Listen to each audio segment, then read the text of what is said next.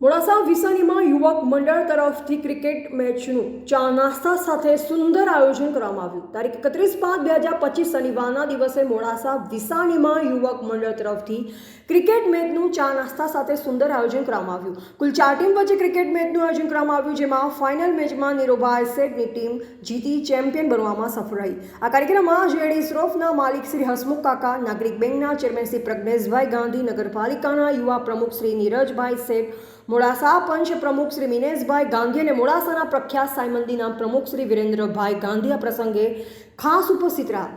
આ કાર્યક્રમમાં યુવક મંડળના પ્રમુખ નીરવ શેઠ અને યુવક મંડળના તમામ દરેક મેમ્બર્સે તનતોડ મહેનત કરી આ કાર્યક્રમ સફળ બનાવ્યો।